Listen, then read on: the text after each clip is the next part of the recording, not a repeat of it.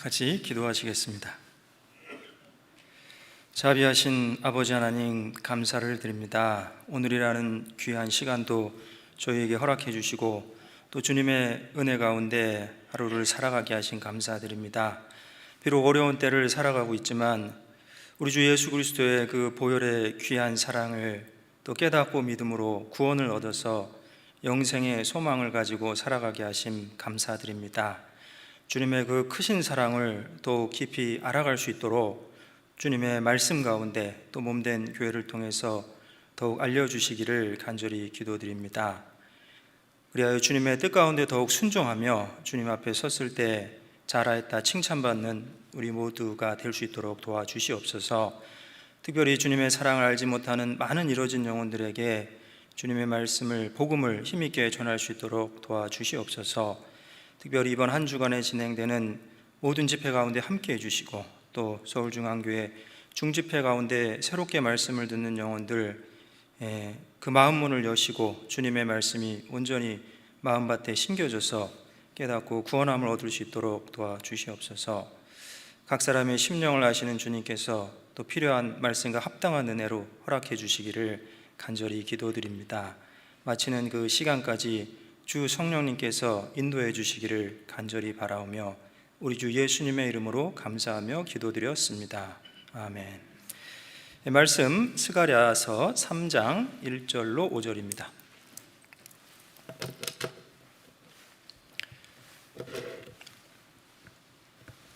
구약성경 1315쪽 스가랴서 3장 1절로 5절입니다.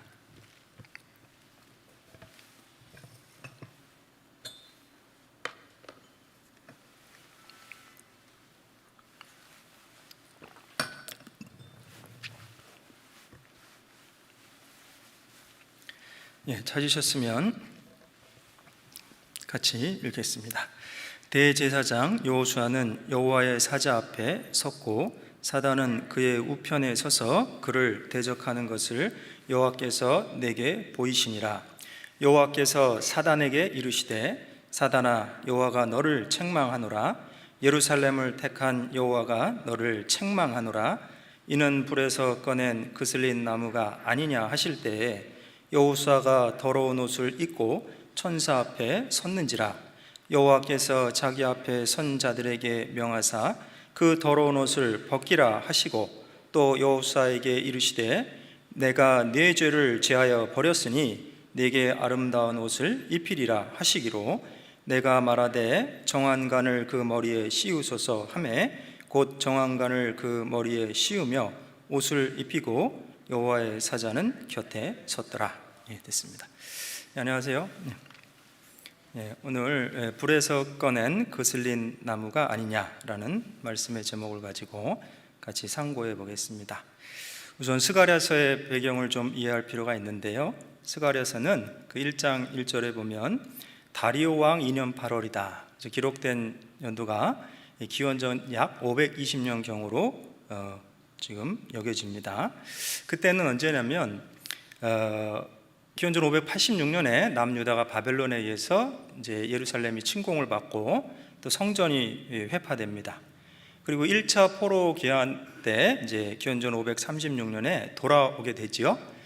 그러나 이제 성전 재건이 약 16년간 멈춰서게 되고 그리고 이제 비로소 기원전 520년경에 성전 재건을 이제 시작하게 됩니다. 그리고 약 4년 만에 기원전 516년에 성전 재건이 완공이 되는데 이 스가랴서는 그 성전 재건이 이제 시작될 무렵에 이제 기록된 말씀입니다. 그리고 이 성전 재건과 이스라엘 회복에 관련해서 8가지 환상을 보여주시는데 그 중에 4번째 환상에 해당되는 내용입니다. 그래서 스가랴 3장은 이제 전체가 10절까지 되어 있는데 방금 읽은 1절에서 5절 전반부는 회복될 성전에서 직무를 담당할 대제사장 여호수아의 죄가를 제하시고 이제 아름다운 옷을 입히시는 여호와 하나님에 대해서 기록되어 있습니다. 그리고 이제 6절에서 10절은 여호수아의 대제사장직이 회복이 되고 또 장차 오실 메시아의 사역 그리고 회복될 그 나라의 예언에 대해서 기록되어 있습니다. 특별히 그 9절 끝부분에 보면 이 땅의 죄악을 하루에 제하리라. 우리가 아는 것처럼 메시아 되신 예수님이 이제 십자가에서 세상 모든 죄를 지고 달려 돌아가실 때 다 이루었다 하셨죠. 그래서 온 세상의 죄를 영원히 속죄하신 겁니다.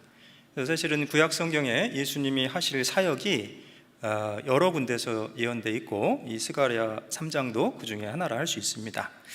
어찌됐든지 이제 이 그 이스라엘 민족의 회복, 그리고 이 성전의 회복은 또 신약 시대의 어떤 교회에 나타날 역사와 관련이 있는 겁니다. 그리고 이제 그 특별히 오늘 본문에 해당하는 3장 1절에서 5절 내용도 잠깐 살펴보면요, 방금 읽었던 1절과 2절은 그 스가랴에게 보여주신 환상 가운데 여호와의 사자, 또 여호수아, 사단 등이 여호와를 이제 아련하고 있는 장면이고, 또 바벨론 포로에서 겨우 풀려난 여호수아로 대변되는 이스라엘 백성을 사단이 대적하는 것에 대해서 여호와께서는 사단을 이제 책망하고 계시는 거죠. 그리고 3절에서 5절은 여호수아가 더러운 옷을 입고 여호와의 사자 앞에 서 있었던 거죠. 그때 이 그 여호와께서 자기 앞에 선자들을 명하여 그 죄를 상징하는 더러운 옷을 벗기도록 명하시고, 여호수아를 향하여서는 그 죄가가 제하여졌음을 말씀하시고 아름다운 옷을 입히시고 이 정결한 관을 씌우신 겁니다. 그래서 우리가 좀 인물에 대해서 알 필요가 있는데요, 지금 대제사장 여호수아, 이건 이제 모세 후계자 여호수아가 아니고 이 당시 대제사장 여호수아입니다. 그는 1차 포로 귀환 당시 예루살렘으로 돌아와서 수룹바벨 총독과 함께 제2성전 건축을 주도한 인물이죠. 그리고 그는 당시 바벨론의 포로로 잡혀갔다가 돌아온 선민 이스라엘, 그리고 넓게는 신약 시대의 모든 그리스도인을 예표한다 할 수 있습니다. 여러분, 우리도 베드로전서 2장 9절에 보면 너희는 택하신 족속이요 왕 같은 제사장들이라, 이제 신약 성경이죠. 우리가 구원을 받으면 하나님 앞에 당당히 나갈 수 있는 이제 제사장들이 된 거잖아요. 그래서 이 여호수아는 그리스도인들을 예표한다 할 수 있습니다. 그리고 이 죄를 상징하는 그의 더러운 옷이 하나님에 의해 벗겨지고 아름다운 옷이 입혀지고 정결한 관이 씌워진 것은 이 성전이 재건될 즈음에 대제사장직이 다시 회복되었음을 보여주는 동시에 또 하나님의 백성의 죄가 사해졌음을 이제 상징적으로 나타내는 것이라 할 수 있습니다. 그리고 특별히 하나님은 바벨론 포로에서 겨우 벗어난 여호수아 이스라엘 민족을 불에서 꺼낸 그슬린 나무다, 이렇게 말씀하셨어요. 그것은 아주 초라한 모습인데요. 근데 그때 사단은 여호수아와 이스라엘 민족, 여호수아는 이스라엘 민족을 대표하죠. 대적하고 있는 거죠.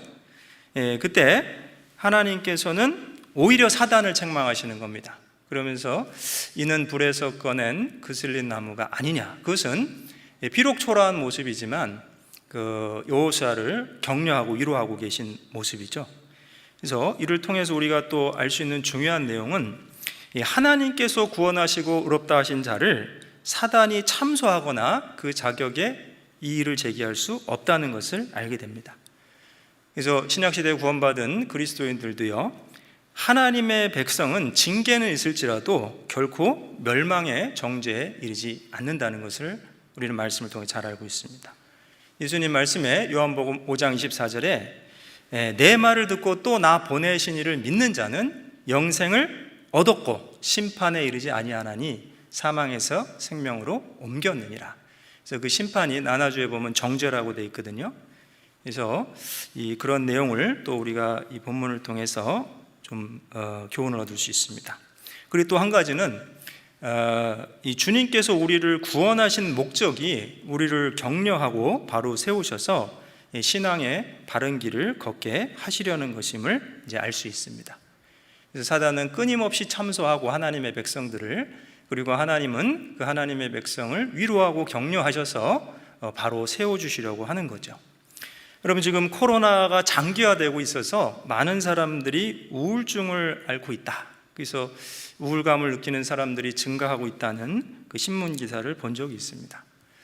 그리고 성도들도 또 우리가 그전과 같이 정상적인 대면 교제를 활발히 하기가 어려운 상황이다 보니까 그런 우울감을 그전보다는 좀 더 느끼고 있다고 토로하는 분들이 많습니다.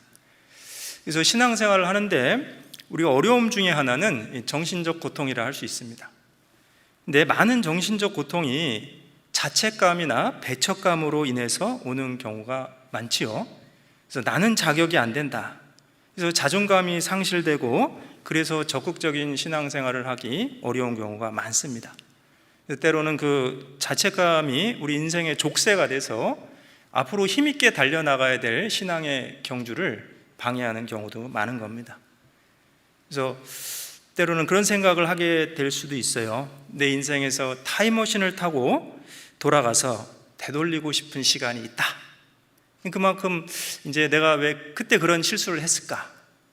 근데 하나님 바라시는 것은 바울 사도가 빌립보서에 고백한 것처럼 내가 한 가지 일을 하겠다. 그것은 그 뒤에 있는 것을 잊어버리고 앞에 있는 것을 향해서 표대를 향하여 부르심의 상을 위하여 쫓아가겠다. 근데 그것이 때로는 그렇게 쉽지 않은 것을 느낄 때가 있습니다. 왜냐? 그 정신적인 고통 때문에.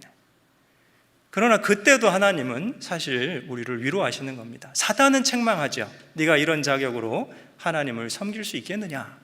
그러나 하나님은 이는 불에서 꺼낸 그슬린 나무가 아니냐?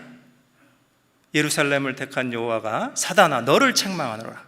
그래서 여호수아를 책망하신 것이 아니고 바로 사단을 책망하고 계신다는 이 사실 때문에 또 우리는 위로를 얻을 수 있는 겁니다.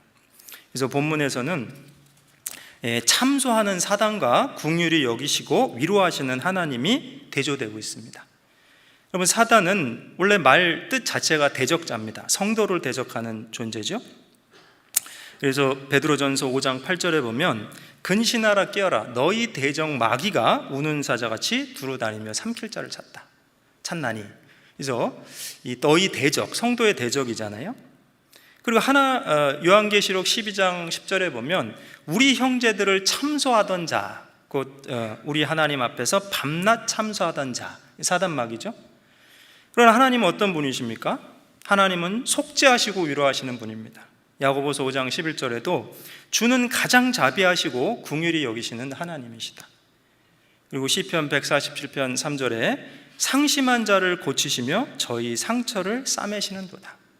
그래서 오늘 본문에서도 이 사단과 하나님의 대조적인 면이 나타나고 있습니다. 사실 우리는 주님의 위로를 받아야 됩니다. 위로받은 사람이 또 다른 사람을 위로할 수 있고 사랑받은 사람이 또 다른 사람을 사랑할 수 있는 겁니다. 그래서 하나님 안에서 위로받고 용납되는 기쁨이 신앙적인 자존감을 높이고 신앙의 힘을 얻게 되는 거죠. 이사야 49장 5절에 나는 여호와 보시기에 존귀한 자라 나의 하나님이 나의 힘이 되셨도다. 느헤미야 8장 10절에 여호와를 기뻐하는 것이 너희의 힘이니라. 여러분, 용납되지 않고 수용되지 않는다는 느낌이 있으면 교제도 가까이 하기 어렵잖아요. 마찬가지입니다. 우리가 주님께 받은 그 은혜와 사랑이 얼마나 크고 주님은 우리를 어떻게 용납하셨는지 그것이 상기될 때 우리가 더욱 주님과 가까운 교제를 할 수 있을 겁니다. 그래서 오늘 말씀의 전체적인 개요는 우선 구원하는 과정에서 주님이 주신 위로가 무엇인지 좀 살펴보고 그 다음에 구원받은 이후에 삶 속에서 또 주님의 위로는 어떠한가, 그리고 또 구원받은 성도 간의 위로, 주님께 받은 위로로 다른 이들을 위로하는 삶의 축복에 대해서 좀 생각해 볼까 합니다. 그리고 복음을 전함으로 주님의 위로를 전하는 삶에 대해서도 좀 생각해 보겠습니다. 그래서 다시 스가랴서 3장 1절부터 보겠습니다. 대제사장 여호수아는 여호와의 사자 앞에 섰고 사단은 그의 우편에 서서 그를 대적하는 것을 여호와께서 내게 보이시니라. 방금 말씀드린 것처럼 여기 등장인물들이 나오죠. 우선은 여호와 하나님이 계시고 또 대제사장 여호수아, 그리고 사단, 그리고 여호와의 사자가 있습니다. 이 여호수아는 지금 피고처럼 여겨지죠. 사단은 마치 검사처럼 이 여호수아를 대적하고 있죠. 그리고 여호와의 사자는 성자 예수님을 나타낸다고 할 수 있습니다. 우리가 구약 성경 몇 군데서 여호와의 사자 예수님이 나타나신 것을 우리가 알 수 있죠. 그래서 이 등장인물을 좀 우리가 이해할 필요가 있고요. 그 다음에 이제 이 아까 말씀드린 것처럼 마귀는 성도를 계속 대적하고 비방합니다. 시편 42편 10절에도 내 대적이 나를 비방하여 늘 말하기를 내 하나님이 어디 있느냐. 그래서 하나님이 하신 일에 대해서 의심을 품게 하고, 또 하나님의 존재에 대해서 의심을 품게 하고, 또 성도들의 잘못과 그 허물을 들춰내는 일을 계속하고 있는 거죠. 그때 주님은 바로 위로하시고 오히려 사단을 책망하고 계시는 거죠. 그래서 우선 영혼 구원의 과정에서 주님의 위로가 있습니다. 스가랴 3장 2절 또 보겠습니다. 2절 여호와께서 사단에게 이르시되 사단아 여호와가 너를 책망하노라. 예루살렘을 택한 여호와가 너를 책망하노라. 이는 불에서 꺼낸 거슬린 나무가 아니냐 하실 때 여호수아가 더러운 옷을 입고 천사 앞에 섰는지라. 여기 보면 3절에 보면요, 이 대제사장 여호수아는 어떤 용고로 이 더러운 옷을 입고 있는 겁니다. 그래서 이제 사단이 참소하는 거예요. 어떤 내용일까요? 우리가 좀 생각해 볼 수 있겠죠? 어떻게 여호와 앞에 선 자가, 그것도 대제사장이 이런 더러운 옷을 입고 하나님을 섬길 수 있느냐. 그래서 이 사단은 여호수아가 대제사장직으로 부적합하다는 것을 이 불결한 의복을 가지고 지적하고 있는 겁니다. 그때 여호수아에게 아름다운 옷을 입히라고 명하신 분이 바로 여호와 하나님이시죠. 4절입니다. 4절 같이 읽겠습니다. 여호와께서 자기 앞에 선 자들에게 명하사 그 더러운 옷을 벗기라 하시고, 또 여호수아에게 이르시되 내가 내 죄가를 제하여 버렸으니 내게 아름다운 옷을 입히리라 하시기로. 이 참 중요한 말씀입니다. 여호와께서 누가 말씀하셨습니까? 하나님 자신이 그 앞에 선자들에게 명하셨어요. 그 더러운 옷을 벗기라. 그리고 또 여호수아에게 이르시되, 여호수아는 지금 사단의 공격을 받고 있는 피고의 모습이죠. 내가 네 죄를 제하여 버렸으니 내게 아름다운 옷을 입히리라. 여러분 생각해 보십시오. 죄가를 제거해 주신 분은 여호와 하나님이시고, 그리고 아름다운 구원의 옷도 입혀주라고 명령하신 분도 여호와 하나님이신 거예요. 그리고 이 본문에 사실은 여기 헬라어로 보라라는 말이 생략됐어요. 우리 한글 성경에 안 보이는데, 보라 내가 네 죄를 제하여 버렸으니. 그래서 이 영역본에도요, C라는 말이 있습니다. I have removed your iniquity 이렇게 되어 있거든요.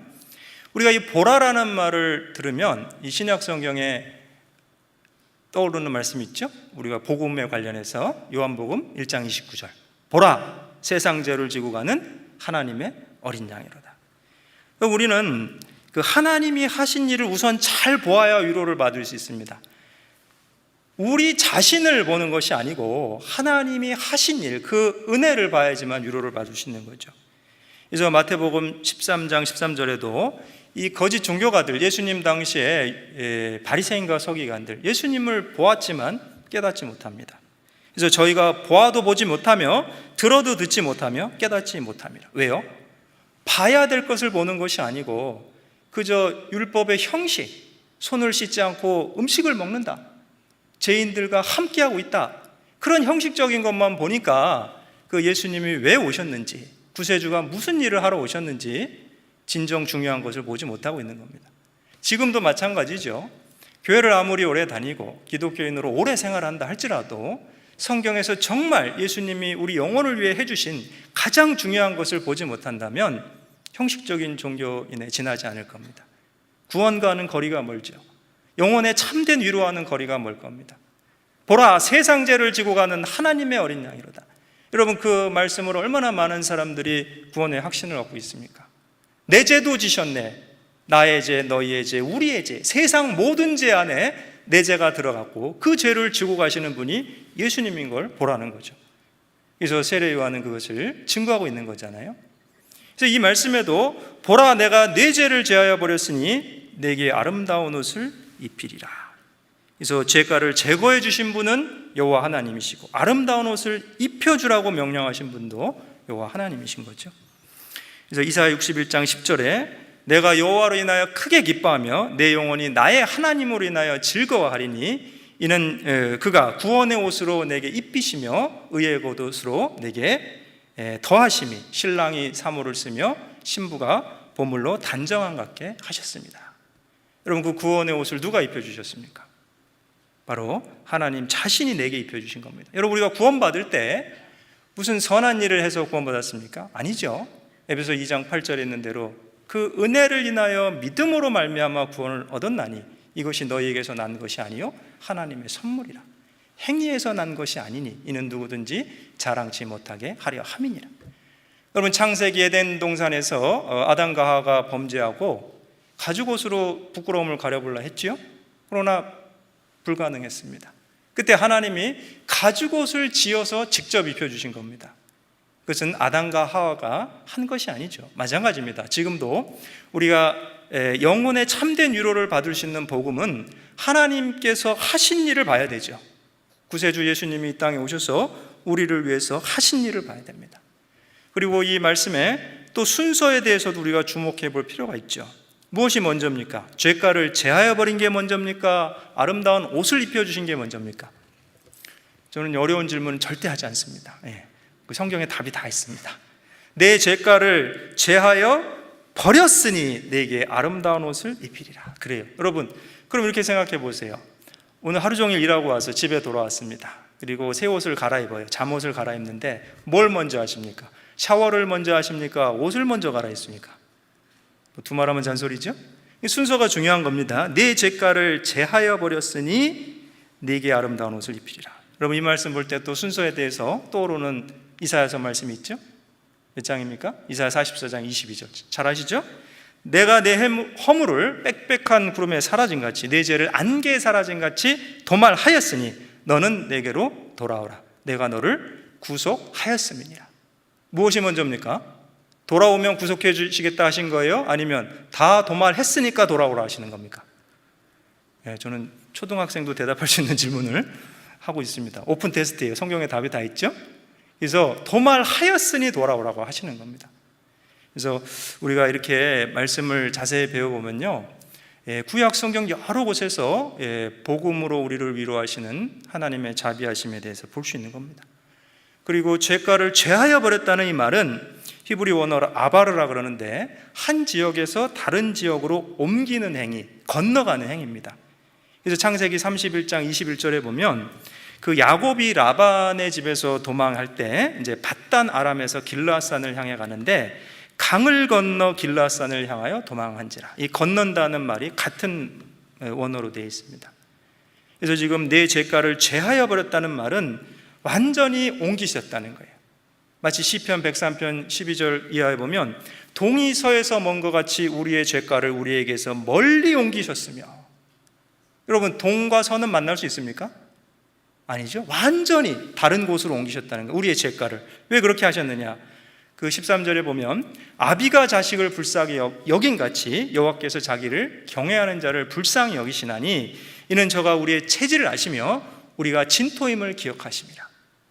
그럼 어떤 분들은 복음을 그렇게 듣고도 영원한 속죄를 이해 못하는 분들이 많습니다. 어떻게라니요? 하나님이 하셨는데, 말씀에 기록되어 있는데 어떻게 앞으로 지을 죄까지 다 속지 않느냐? 그것이 하나님의 계획이에요. 왜 그런 줄 아세요? 저가 우리의 체질을 아시며 우리가 진토임을 기억하십니다. 만약에 앞으로 지을 죄가 용서 안 됐으면요, 피 흘림이 없은 즉 죄사함이 없는데, 그러면 죄 없는 분이 또 와서 죽어주고 또 와서 죽어줘야 되잖아요.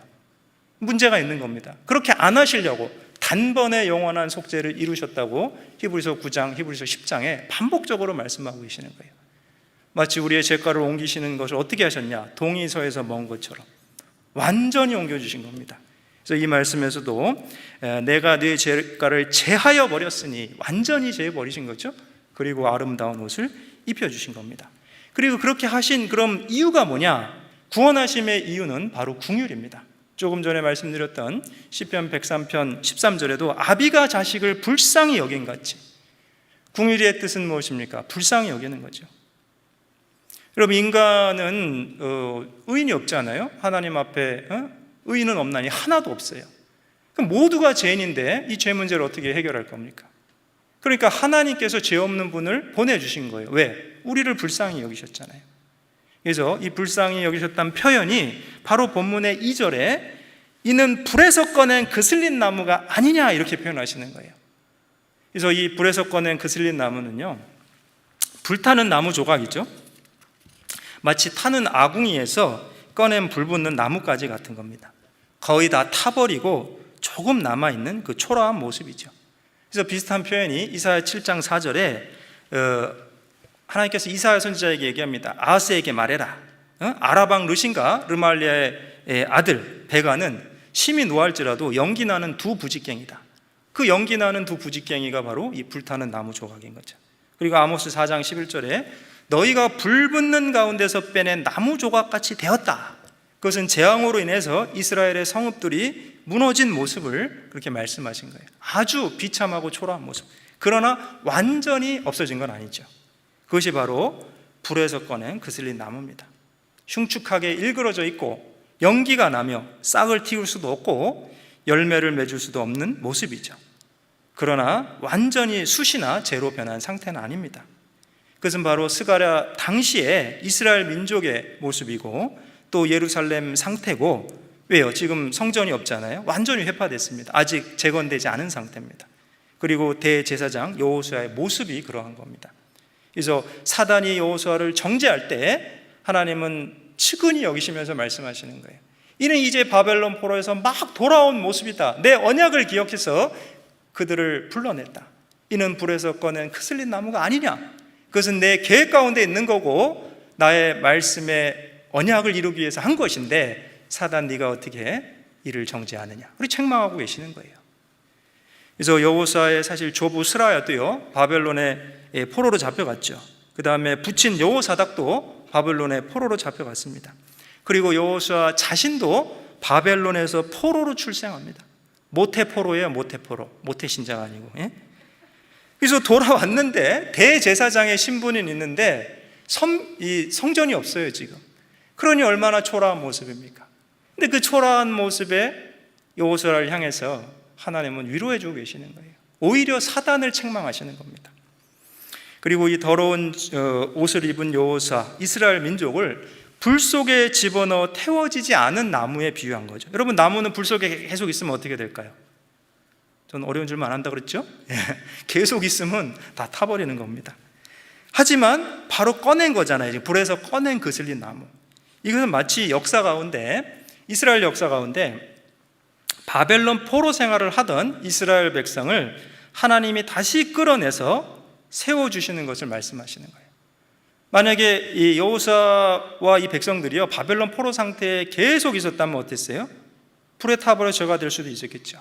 그러나 지금 예루살렘으로 귀환하게 됐고 1차 포로 귀환을 통해서 다시 성전이 세워지고 하나님을 섬길 수 있는 소망이 남아있는 것은 비록 불 속에 있었지만 다시 꺼내졌기 때문이죠.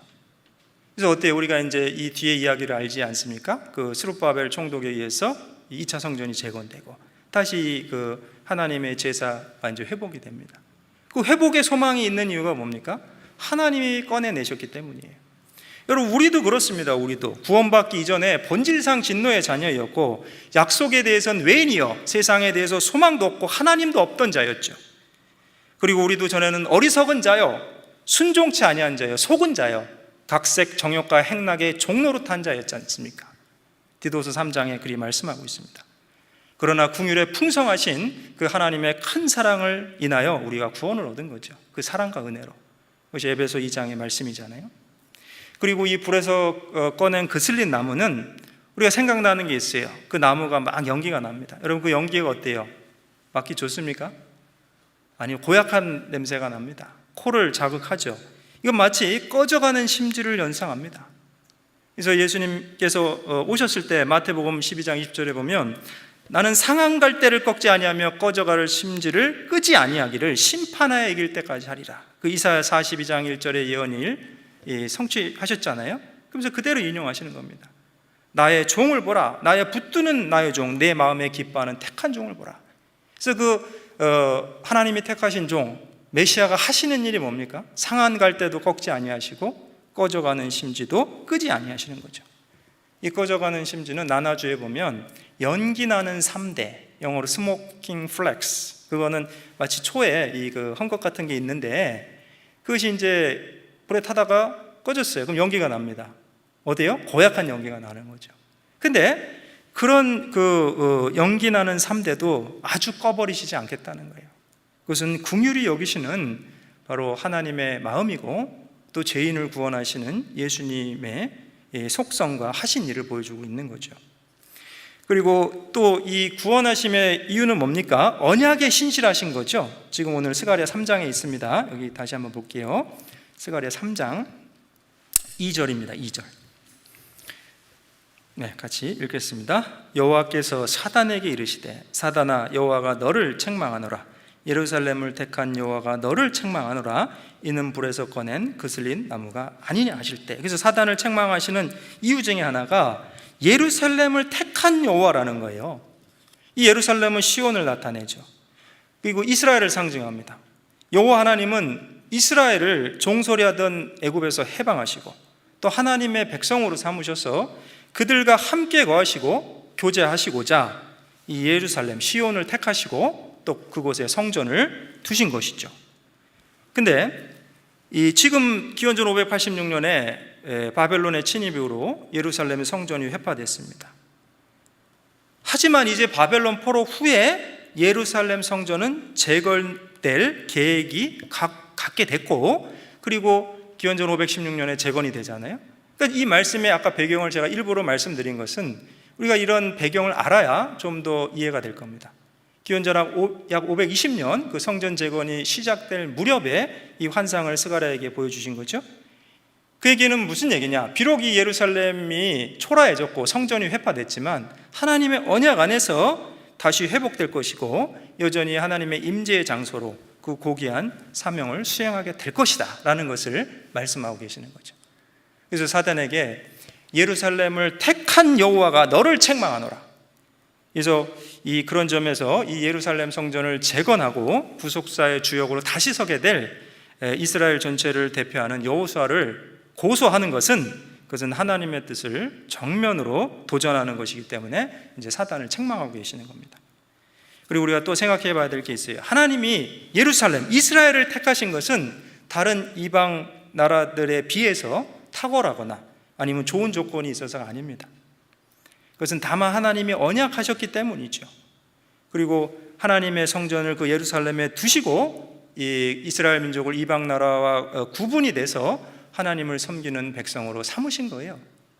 그것은 뭔가 수요가 많아서도 아니고 또 능력이 뛰어나서도 아닙니다. 하나님께서 그 언약 가운데 그렇게 하신 거죠. 그래서 이 느헤미야도 아시죠? 느헤미야도 이제 비슷한 시기에 활동한 그 지도자인데 기도합니다. 그러면서 느헤미야 1장 9절에 보면 하나님의 언약을 기억하면서 기도하죠.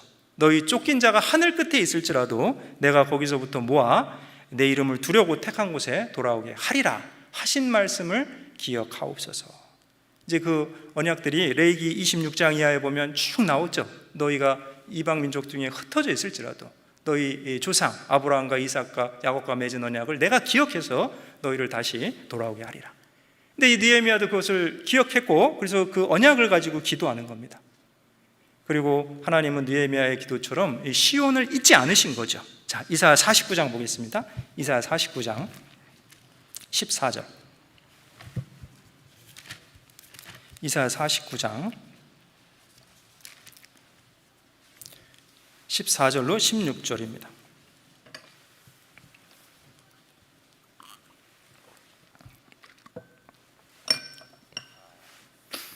이사야 49장 14절로 16절. 같이 읽겠습니다. 오직 시온이 이르기를 여호와께서 나를 버리시며 주께서 나를 잊으셨다 하였거니와 여인이 어찌 그 젖먹는 자식을 잊겠으며 자기 때에서 난 아들을 긍휼히 여기지 않겠느냐.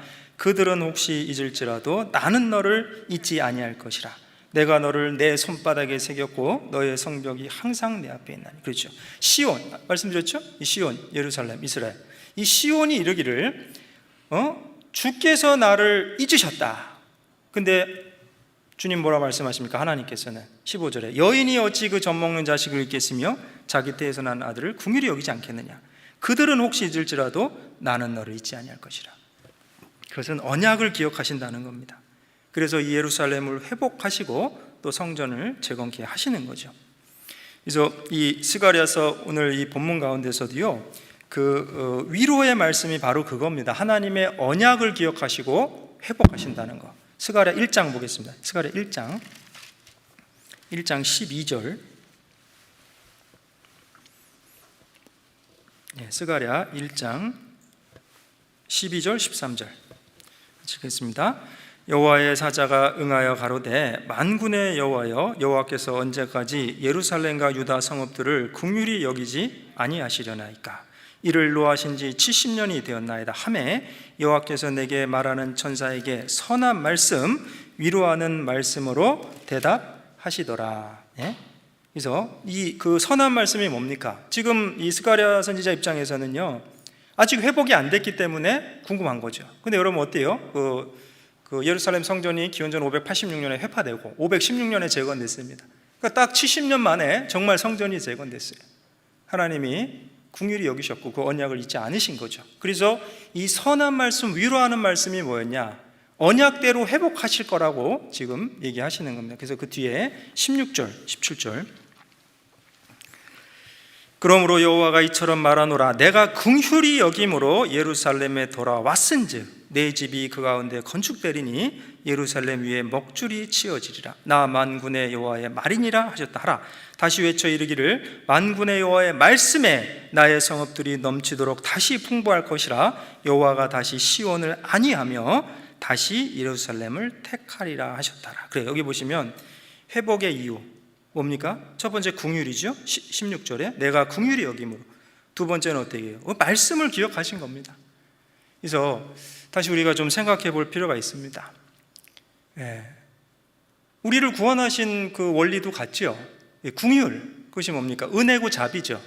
너희가 그 은혜를 인하여 믿음으로 말미암아 구원을 얻었다. 그럼 그 긍휼과 은혜가 뭡니까? 그럼 구속의 긍휼이고 구속의 은혜죠. 우리 죄를 우리가 행한 것과 상관없이 불쌍히 여기셔서 온전히 다 속죄해 주신 겁니다. 그리고 그것은 창세기부터 쭉 언약하신 거잖아요. 여자의 후손이 또 뱀의 후손과 원수가 되게 하시겠다는 말씀부터 해서 이 구약 성경에 나와 있는 수많은 메시아에 대한 예언, 하나님이 보내시는 나의 기뻐하는 종, 그래서 그분이 오셔서 죄인을 구원하는 일을 직접 하셨죠. 그래서 우리는 이 스가랴서 3장 내용에서도 이 구원하는 과정에서 하나님이 어떻게 위로하고 계시는지를 볼 수 있죠. 그리고 또 한 가지는요, 구원받은 이후에 신자의 삶에서도 주님의 위로를 또 볼 수 있습니다. 스가랴 3장 5절입니다. 5절. 스가랴 3장 5절 같이 읽겠습니다. 내가 말하되 정한간을 그 머리에 씌우소서 하매 곧 정한간을 그 머리에 씌우며 옷을 입히고 여호와의 사자는 곁에 섰더라. 그래요. 여기 정한관은 이 금관이 아니고요, 클린 터번. 그래서 왜 인도 사람 시크교도들 이렇게 터번 쓰는 거 있잖아요. 이게 제사장의 의복 중에 하나인데 출애굽기 28장 36절 이하에 보면 정금으로 패를 만들어서 그 위에 새기되 여호와께 성결이라 하고 그 패를 관 위에 매라 그랬어요. 그 관이 이 아까 터번 같은 위에 그 패, 그 정금 패 안에 여호와께 성결. 이게 무슨 얘기냐? 제사장의 의복 중 하나이고 제사장의 위치를 회복시켜 주신 거예요. 그리고 하나님을 섬기는 성결한 삶을 지속해서 행하실 것을 권면하시는 겁니다. 그리고 이제 여호와의 사자가 어디 서셨느냐, 이게 중요한데요, 여호와의 사자는 어디 서셨다고요? 곁에 서신 겁니다. 곁에. 여러분, 곁에 섰다는 게 뭡니까? 그것은 변호사 역할인 겁니다. 우리 법정에 가면요, 그 검사가 있고 변호사가 있죠. 검사는 고소하는 겁니다. 고소. 뭐 잘못했다, 뭐 법에 의하면 이것이 걸렸다, 이것이 저것이 걸렸다. 변호사는요, 변호해 주는 거예요, 피고를. 그러면 지금 사실은 우리의 주님은 사실 변호자죠. 구원을 하시는 일을 온전하게 하셨고 영원한 속죄를 다 하셨고 곁에 서서 우리를 청원해 주시는 겁니다. 그래서 여호와의 사자는 곁에 섰더라라는 이 말씀이 이 현재 분사, 계속적인 상태인데요, 계속 서서 변호해 주시는 모습을 나타내주고 있습니다. 그리고 이것이 신약 성경에도 유사한 표현들이 있는데 헬라어로는 파라클레토스라고 합니다. 파라가 옆이고 클레토스가 말하다, 곁에서 말하는 사람. 그래서 파라클레토스는 변호사란 뜻도 있고 법정 조력자, 보혜사란 뜻도 있어요. 도와주는 사람. 그래서 요한일서 잠깐 보겠습니다. 요한일서 2장 1절입니다. 요한일서 신약성경 요한일서 2장 1절입니다.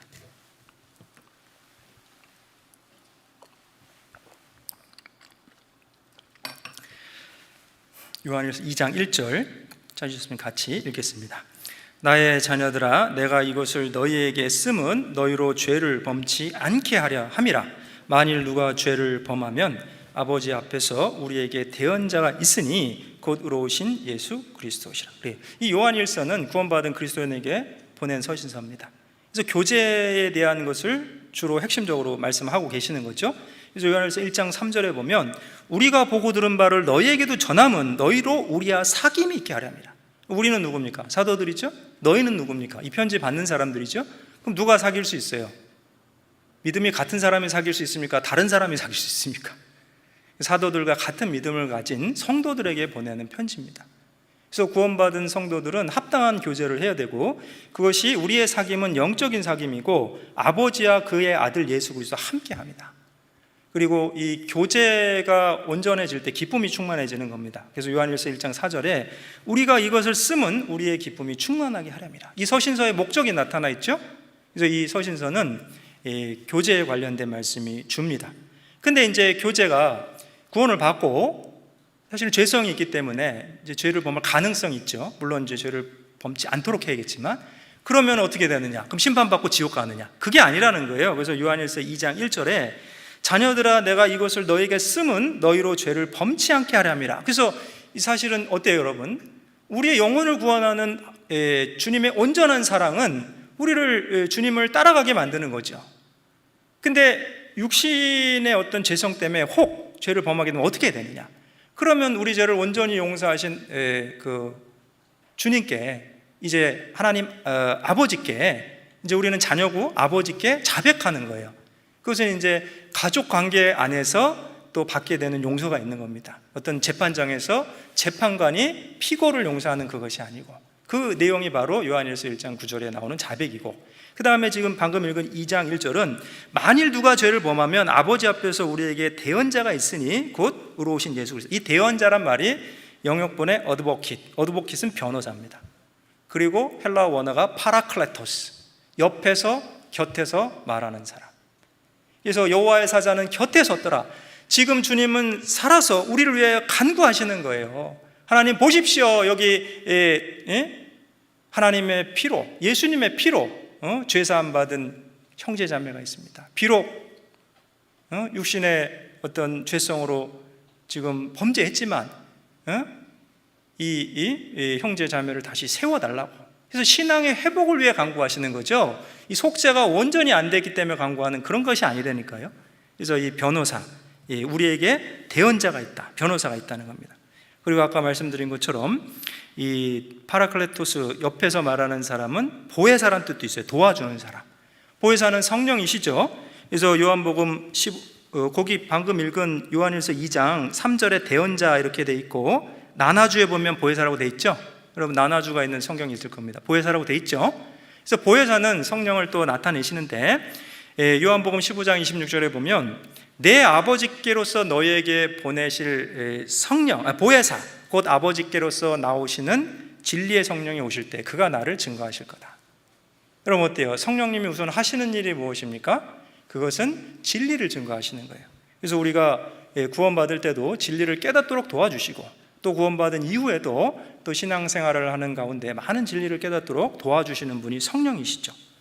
그리고 로마서 8장 26절에 보면 이와 같이 성령도 우리의 연약함을 도우시나니, 뭐 하신다고요? 도우십니다.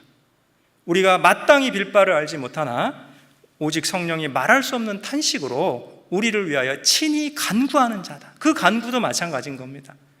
우리를 하나님과의 어떤 그 교제의 관계가 회복되도록 기도해 주시는 거예요. 그럼 어떨 때는요, 너무 답답할 때가 있어요. 기도도 안 될 때가 있습니다. 그죠? 근데 성령께서 말할 수 없는 탄식으로, 이제 하나님의 생명을 얻었고 저렇게 살면 안 되는데, 바로 서서 걸어가야 되는데, 근데 기도도 못하니까 성령님께서 친히 우리를 위해서 간구해 주시는 거예요. 그래서 여러분 보십시오. 성령은 진리를 깨닫게 도와주시고 또 바로 서서 걸어갈 수 있도록 도와주시는 분이죠. 마치 부모의 모습과도 같습니다. 낳을 때 힘쓰고 기를 때 힘쓰고. 여러분 어머니 노래 아십니까? 어머니 마음인가요? 요새는 잘 안 불러도 돼요. 나실제 괴로움 다 잊으시고 기르실제 밤낮으로 애쓰는 마음, 진자리 마른 자리 갈아 넣으시며 손발이 다닳도록 고생하시네. 성령님께서 우리를 위해서 지금 행하시는 모습이잖아요. 구원받을 때 진리를 깨닫게 도와주시죠. 또 지금도 우리의 연약함을 도우시고 우리를 위하여 친히 간구하시는 거예요. 여러분, 내가 기도하고 있지 못할 때 누군가 우리를 위해 기도하고 계시는 분이 있습니다. 당신이 지쳐서 기도할 수 없고 눈물이 빗물처럼 흘러내릴 때 누가 기도하십니까? 주님은 아시네. 당신의 약함을 사랑으로 돌봐주시네. 누군가 널 위해 누군가 기도하네. 내가 홀로 외로워 마음이 무너질 때 누군가 널 위해 기도하네. 그분이 바로 우리 곁에서 도와주시는 보혜사 성령님이시죠. 그리고 하나님은 또 성경에서 격려와 위로의 하나님으로 묘사되어 있죠.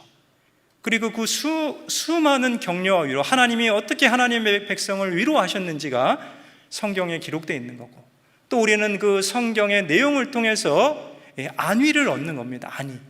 그 내용이 로마서 15장에 기록되어 있습니다. 로마서 15장 4절로 5절입니다. 로마서 15장 4절로 5절.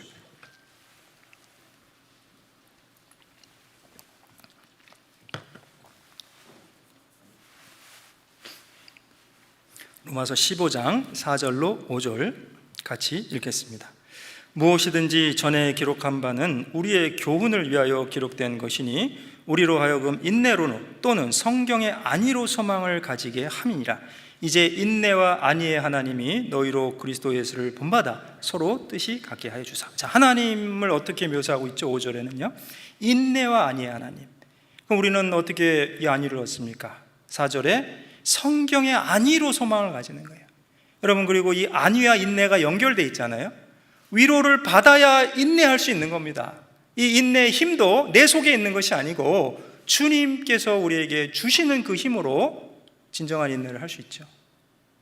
이 위로받는 것이 얼마나 중요한지, 여러분 구원받을 때도 그래요. 위로해 주러 오신 주님을 배척하면 구원의 위로를 받을 수 없습니다. 신앙생활도 그렇습니다. 요한계시록 3장에 문 밖에 서서 두드리시는데 문을 열어야 내가 그로 더불어 먹고 그는 나로 더불어 먹는데 두드리시는 주님을 외면하는 거예요. 그럼 오늘도 그렇습니다. 말씀을 들으러 가야지.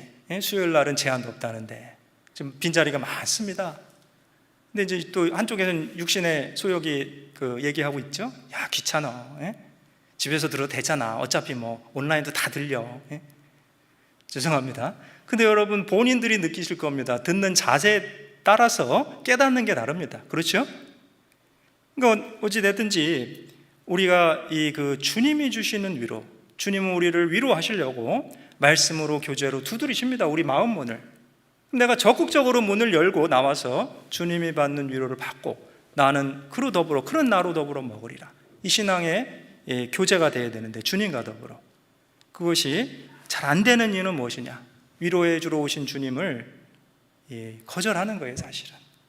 그래서 이 성경에 많은 내용들이 있습니다. 얼마나 하나님께서 성도들을 위로해 주시는지. 여러분 생각해 보십시오. 우리가 이렇게 모여서 또 말씀을 듣는 것이 무슨 세상 얘기나 철학적인 얘기나 문학적인 얘기를 들으려고 모인 것이 아니잖아요. 정말 우리를 구원하신 말씀이 성경 말씀이고, 또 하나님의 백성을 어떻게 위로하시는지 더욱 알게 되는 것도 하나님의 말씀입니다. 제가 사실 오늘 이 시간에 이걸 다 말씀드리면 밤새야 될지도 몰라요. 걱정하지 마십시오. 정한 시간에 끝내려고 노력합니다. 근데 정말 성경을 보면 볼수록, 그리고 연구하면 연구할수록 주님은 정말 인내와 안위의 하나님이시구나, 그걸 더 알게 됩니다. 몇 군데만 봅시다. 창세기 26장 24절입니다. 창세기 26장 24절.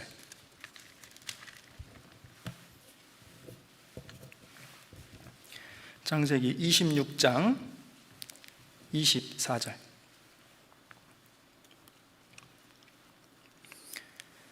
창세기 26장 23절 24절 두 절 같이 읽겠습니다. 이삭이 거기서부터 브엘세바로 올라갔더니 그 밤에 여호와께서 그에게 나타나 가라사대 나는 내 아비 아브라함의 하나님이니 두려워 말라. 내 종 아브라함을 위하여 내가 너와 함께 있어 내게 복을 주어 내 자손으로 번성케 하리라 하시니라. 그래요. 이 그 밤이 언제냐? 그 밤이 지금 이제 앞에 내용을 쭉 보시면 이 그랄 목자들과 이삭의 목자들이 우물 때문에 다툽니다. 그리고 사실은 이삭이 계속 양보해요. 그리고 옮기는 곳마다 또 우물을 파죠. 근데 그것도 이제 막 다투는 거예요. 그럼 결국 어떻게 해요? 또 양보하고 옮깁니다. 계속. 그래서 결국은 이제 거기서부터 브엘세바로 올라간 거예요. 올라갔다는 표현을 볼 때 험지죠. 평탄한 곳이 아닐 겁니다. 근데 이 하나님의 백성으로 이런 것 가지고 싸울 수 없으니까 양보하는 겁니다. 그 밤에 나타나서 위로해 주시는 거예요. 여호와께서 그에게 나타나 가라사대 나는 내 아비 아브라함의 하나님이 두려워 말라. 내 종 아브라함을 위하여 내가 너와 함께 있어 내게 복을 주어 내 자손으로 번성케 하리라. 여러분 생각해 보세요. 그런 말 있죠. 다 가져도 하나를 못 가지면 아무것도 안 가진 거다. 영이 수백 개가 있는데 일자가 없습니다. 그럼 영원입니다. 그죠? 이 세상에서 명예와 부귀와 모든 것을 가졌는데 영생이 없으면, 영생의 하나님을 갖지 못했으면 아무것도 안 가진 거예요. 비록 이삭은 다 뺏겼을지 모릅니다. 우물을 다 뺏겼지만 내가 너와 함께 하리라. 내가 내게 복을 주어 복의 근원 되시는 하나님의 이 말씀을 들었을 때 얼마나 위로가 되겠습니까? 비록 우리가 어려운 때를 살아가고 있지만요, 우리가 위로가 되는 이유가 뭡니까? 임마누엘의 하나님이 지금도 우리와 함께 계십니다. 영생을 주시고 몸된 교회와 동행하시고 때마다 시마다 필요한 말씀을 주시고 인도하시는 그 하나님께서, 그리고 우리는 영생의 소망이잖아요. 어떤 어려움을 만나도 그것이 가장 중요한 거지 않겠습니까? 그래서 정말 하나님은 인내와 안위의 하나님이고 우리가 그 위로를 받았을 때 인내할 수 있다는 것을 알게 되죠. 그리고 창세기 28장도 보겠습니다. 창세기 28장 13절. 창세기 28장 13절로 15절 같이 읽겠습니다.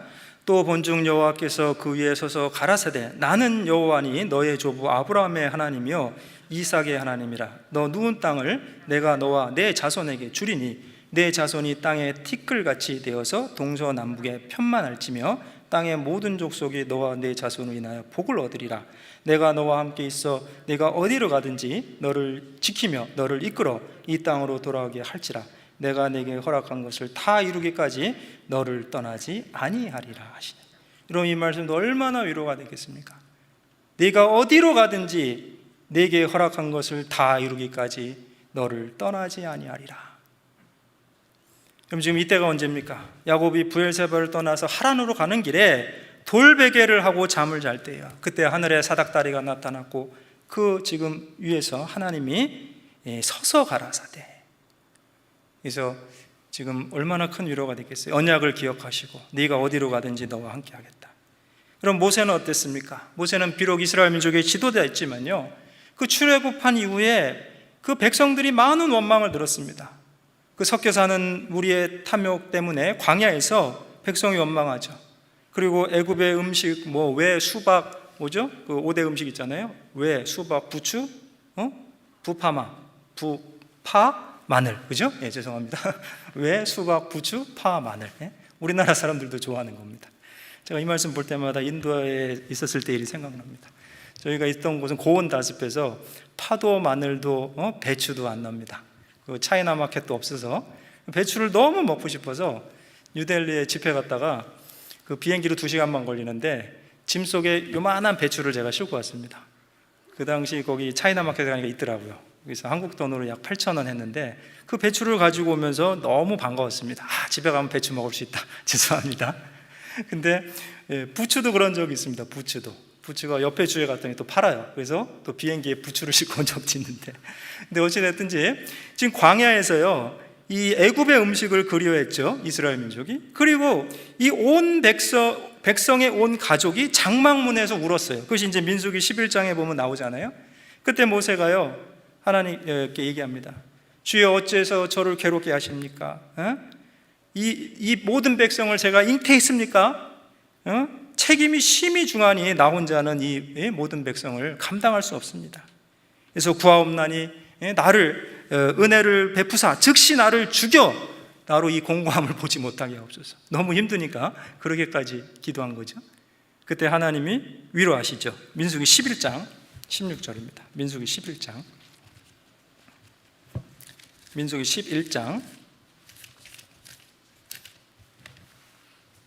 16절, 민수기 11장 16절 17절 같이 읽겠습니다. 여호와께서 모세에게 이르시되 이스라엘 노인 중 백성의 장로와 유사되는 줄을 네가 아는 자 70인을 모아 데리고 회막 내 앞에 이르러 거기서 너와 함께 서게 하라. 내가 강림하여 거기서 너와 말하고 내게 임한 신을 그들에게도 임하게 하리니 그들이 너와 함께 백성의 짐을 담당하고 너 혼자 지지 아니하리라. 사실은 15절에 보면 나를 죽여 나로 이 공고함을 보지 않게 하옵소서. 그랬더니 하나님이 뭐라고 얘기했냐? 소원을 성취해 줄까? 그렇게 하신 것이 아니고 여호와께서 모세에게 이르시되 뭐라고 했습니까? 네가 감당하기 힘든 줄 내가 안다. 그래서 그 장로와 유사되는 줄 아는 자 70인을 데리고 나와라. 그리고 17절에 거기서 내게 임한 신을 그들에게도 임하게 하리니 그들이 너와 함께 백성의 짐을 담당하고 너 혼자 지지 아니하리라. 하나님 짐이 너무 무거워요 그러는데 그래 그럼 좀 더 져봐 이렇게 얘기하시는 것이 아니고요, 그 짐을 나눠줄 사람을 이제 붙여주시죠. 그러면 하나님은 우리가 얼마만큼 감당해야 되는 줄 아시잖아요. 고린도전서 10장에도 사람이 감당치 못할 시험당함을 허락지 아니하시나니 또 감당치 못할 시험당함을 즈음에 피할 길을 또한 내어서 예비하셨다 하셨습니다. 여러분 생각해 보십시오. 우리가 아비가 돼서도 어린 자녀들이 얼마만큼 감당할 줄 압니다. 뭐 어디 마트에 갔는데요, 아버지가 이 5살짜리 아들한테 쌀 한 가마니 주겠어요? 너 40kg짜리 집에 갈 때 좀 가지고 가봐라? 이러겠습니까? 뭘 줄지 알지요. 뭐 기껏해야 귤 2개 뭐 조그만 거 줄 겁니다. 그렇죠? 그래서 얼마만큼 감당할 줄 알기 때문에 마찬가지입니다. 지금 우리가 믿음 가운데 인내하면요 정말 하나님의 때에 하나님께서 위로해 주시는 거죠. 모세를 통해서도 그런 모습을 보게 됩니다. 여호수아는 어땠습니까? 여러분 여호수아는요 모세를 이어서 이스라엘 민족의 지도자가 됐는데요, 사실은 모세 같은 기적을 체험하지도 못했습니다. 모세는 그래도 어때요? 하나님께서 물론 함께 하셨지만 이 지팡이를 내어미니까 홍해 바다가 쫙 갈라졌잖아요. 근데 여호수아서를 읽어보십시오. 어떤 여호수아를 통해서 그런 기적이 전혀 없었습니다. 그리고 이 광야 생활하는 가운데 이 오합지졸 같은 백성의 모습을 봤습니다. 근데 이제 가나안 정복전쟁을 수행해야 되는데 이 정복전쟁을 어떻게 수행할 거라는 생각이 들지 않았겠습니까? 그때 하나님 또 위로하시죠. 여호수아 1장 5절입니다. 여호수아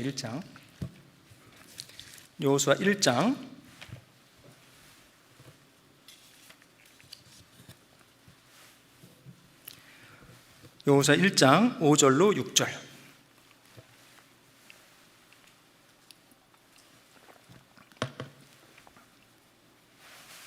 같이 읽겠습니다. 너의 평생에 너를 능히 당할 자가 없으리니 내가 모세와 함께 있던 것 같이 너와 함께 있을 것임이라. 내가 너를 떠나지 아니하며 버리지 아니하리니 마음을 강하게 하라. 담대히 하라. 너는 이 백성으로 내가 그 조상에게 맹세하여 주리라 한 땅을 얻게 하리라. 내가 내게 명한 것이 아니냐? 죄송합니다. 9절입니다. 9절 같이 읽겠습니다. 내가 내게 명한 것이 아니냐? 마음을 강하게 하고 담대히 하라. 두려워 말며 놀라지 말라. 네가 어디로 가든지 내 하나님 여호와가 너와 함께 하느니라. 그래요. 그래서 지금 여러분 보십시오. 이스라엘 백성들 가운데서도 이 여호수아의 리더십에 대해서 좀 회의를 갖는 사람들도 있었을 겁니다. 여호수아 자신도 아까 말씀드린 것처럼 모세와 같은 기적을 나타낸 적도 없고, 그때 바로 하나님 뭐라고 말씀하십니까? 너의 평생에 너를 능히 당할 자 없으리니 내가 모세와 함께 있던 것 같이 너와 함께 있을 것입니다. 여러분, 하나님이 함께 하신다면 그 어떤 위로보다 더 큰 위로가 되겠죠. 그래서 9절에 다시 한번 마음을 강하게 하고 담대히 하라. 두려워 말며 놀라지 말라. 내가 어디로 가든지 내 하나님 여호와가 너와 함께 하느니라. 그리고 구약의 많은 선지자들도 어려움을 겪었습니다. 특별히 그 엘리야 선지자를 우리가 보면요, 하나님이 참 위로가 참 자비하게 나타나신 걸 알게 되죠. 그 열왕기상 19장에 보면요, 그 내용은 제가 잠깐 요약을 드리겠습니다. 열왕기상 18장에 그 바알 선지자 450명과 갈멜산에서 대결하게 되죠. 그때 하나님께서 엘리야와 함께 하셨고 승리하게 됩니다. 그리고 모든 백성들도, 이스라엘 백성들도 그것을 목도했고, 하나님만이 참 신이다, 여호와 하나님이 참 신이다. 그리고 이 바알과 그 아세라 선지자들을 따라가서 이제 죽이는 일을 하게 되죠. 근데 이 19장에 보면요, 그 아하가 이세벨이요, 엘리야를 죽이겠다 그런 거예요. 그랬더니 이 지금 조금 전까지만 해도 하나님이 오직 신이라고 얘기했던 이스라엘 백성들 가운데 엘리야를 돕는 사람이 없어요. 그래서 엘리야는 크게 낭망하게 됐죠. 종교개혁이 일어나지 않은 겁니다. 이 정도 되면 사람들이 마음이 바뀌고 이 종교개혁이 일어날 줄 알았는데, 그래서 이제 형편을 보고 낙담이 돼서 결국은 이제 어디요? 이 부엘세바까지 내려가고 거기서 또 하루길을 더 가서 광야로 가죠. 그러면서 열왕기상 19장 4절에 보면 여호와여 넉넉하오니 지금 내 생명을 취하옵소서. 너무 낭망이 돼서요, 나를 죽여주십시오, 이렇게 얘기하는 겁니다. 모세와 비슷하죠? 그때 하나님이 또 위로하시죠. 열왕기상 19장 5절입니다. 5절. 열왕기상 19장 5절.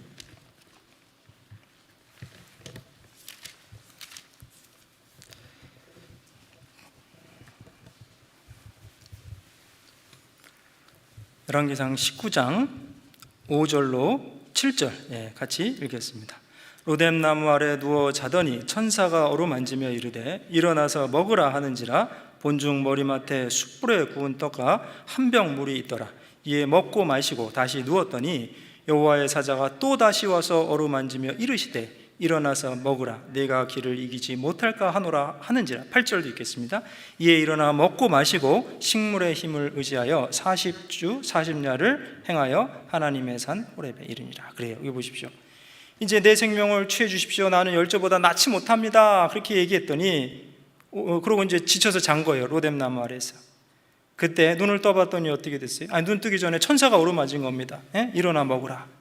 이제 눈을 떠보니 어때요? 머리맡에 숯불에 구운 떡과 한 병 물이 있었어요. 근데 먹고 또 잤습니다. 먹고 기운 차려서 이제 호렙산으로 간 게 아니고, 그랬더니 7절에 이번에는 여호와의 사자, 아까는 천사였죠? 이번엔 여호와의 사자. 지금 스가랴서에도 여호와의 사자가 나오는데 여기서도 여호와의 사자가 나옵니다. 아브라함에게도 여호와의 사자가 나타나셨죠. 때때로 이 구약에서 이렇게 여호와의 사자가 친히 나타나서 예수님 자신이 위로해 주신 것을 우리가 보게 됩니다.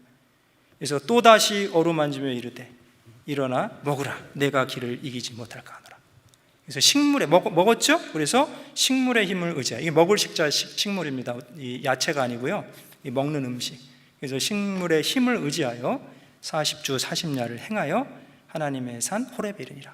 이 호렙산이 신의 산이죠. 거기서 다시 사명을 받고 이제 사역을 이어서 하게 되죠. 그리고 나중에 이제 엘리사 선지자에게 그 바톤을 이어주게 됩니다. 우리도 인생을 이렇게 돌아보면 위기와 같은 때가 있었을 겁니다. 근데 그때 하나님의 위로하심이 분명히 있었을 겁니다. 말씀을 듣는 가운데, 교제 중에, 아무튼 여러 가지 방법으로 하나님의 우리를 위로하시고 이 자리까지 오게 하셨다고 생각합니다. 그래서 성경을 계속 볼수록 어때요? 그럼 하나님의 그 세심하신, 자상하신 위로가 나타나 있다는 것을 우리가 알게 됩니다. 예레미야 선지자도 그렇죠. 예레미야는 하나님의 말씀을 받아서 이 이스라엘과 유대의 멸망을 선포하는데 가족들도 싫어하고 그 백성들도 싫어하고 선지자들도 싫어합니다. 심지어는 저주하죠. 그리고 물이 없는 구덩이에 빠지기도 하고. 보통 힘든 일이겠습니까? 여러분, 오히려 이 아는 사람한테 배척받는 게 더 힘든 거죠. 모르는 사람에게 배척받는 겁니다. 에레미야 15장 한번 보겠습니다. 에레미야 15장 10절. 에레미야 15장 10절 11절입니다.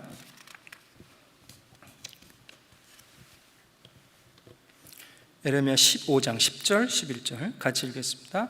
내게 재앙이로다. 나의 모친이여, 모친이 나를 온 세계에서 다툼과 침을 당할 자로 낳으셨도다.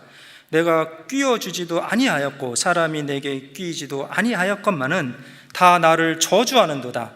11절 같이 읽겠습니다. 여호와께서 가라사대 내가 진실로 너를 강하게 할 것이요 너로 복을 얻게 할 것이며 내가 진실로 내 대적으로 재앙과 환난의 때에 내게 간구하게 하리라. 그래요. 이 예레미야가 너무 힘드니까 뭐라 그랬습니까? 재앙이다. 나의 모친이 나를 온 세계에 다툼과 침을 당할 자로 낳으셨다. 이게 쉽게 얘기하면 이런 거예요. 어머니 왜 날 낳으셨나요? 뭐 이런 겁니다. 왜 낳으셔서 이런 다툼, 저주를 받게 하십니까? 너무 낭망이 된 거죠. 그때 11절에 여호와께서 가라사대 내가 진실로 너를 강하게 할 것이요 너로 복을 얻게 할 것이요. 이 복을 얻게 한다는 게 영역본에 보면 Surely it will be well with your remnant. 렘넌트가 뭡니까? 남겨진 자가 있다는 거예요. 지금 이렇게 너를 대적하는 사람들만 있는 것 같지만 사실은 남겨진 자가 있다. 엘리야 선지자를 위로하실 때도 그랬잖아요. 바알에게 무릎 꿇지 않은 7,000인을 남겼다고. 모든 백성이 엘리야를 등진 것 같았지만요, 하나님이 보실 땐 남겨진 사람들이 있습니다. 결국 이스라엘도 바벨론 포로에서 돌아올 때 다 돌아온 게 아닙니다. 하나님을 향한 소망과 믿음이 있는 사람들이 돌아온 거죠. 여러분, 지금도 그래요. 아직 주님이 다시 오시지 않았다는 것은 하나님의 진리의 말씀을 찾는 남겨진 사람들이 있기 때문에 그렇습니다. 우리가 다시 소명을 확인하고 이 믿음의 걸음을 걸어갈 수 있는 것은 주님의 위로의 말씀이 있기 때문입니다. 우리 여러 가지 이유로 낭망이 됩니다. 전도를 해도 마음이 변하지도 않고 구원받는 사람도 없고, 그리고 복음을 전하는데 오히려 우리를 미워하고 저주하고 너나 믿으라 그러고 네 하나님이 어디 있느냐고 비방하고, 그럴 때 우리가 무엇으로 위로를 받아야겠습니까? 결국 하나님 말씀이지요. 그 밑에 16절입니다. 에레미야 15장 16절 같이 읽겠습니다. 만군의 하나님 여호와시여, 나는 주의 이름으로 일컬음을 받는 자라. 내가 주의 말씀을 얻어먹었사오니 주의 말씀은 내 기쁨과 내 마음의 즐거움이오나. 그래요.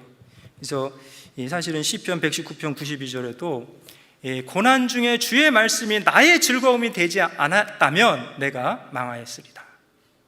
우리가 고난 가운데 무엇이 우리의 즐거움이 되어야 됩니까? 이 역경과 낭만과 저주받음의 자리에서 하나님의 말씀이 우리에게 위로와 격려가 되는 거죠. 그리고 끝까지 소명 가운데 나갈 수 있는 겁니다. 주의 말씀은 내게 기쁨과 내 마음의 즐거움이오나. 여러분, 우리는 어떤 사람들입니까? 예레미야가 고백한 것처럼 나는 주의 이름으로 일컬음을 받는 자라. 세상 사람들에게는 무명한 자 같지만 하나님께 유명한 자고, 아무것도 없는 것 같지만 모든 것을 가진 자입니다. 아까 말씀드렸죠? 일자가 있잖아요. 일자. 동그라미 100개 있는 사람이 부럽습니까? 일자 하나 있는 사람이 부럽습니까? 아무것도 없는 것 같지만 모든 것을 가진 자인데 주의 이름으로 일컬음을 받는 자잖아요.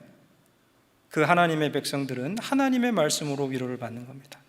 이 신약 성경에도요, 사실 이런 주님이 위로하신 사람들이 있습니다. 대표적인 사람 중에 도마가 있어요. 도마.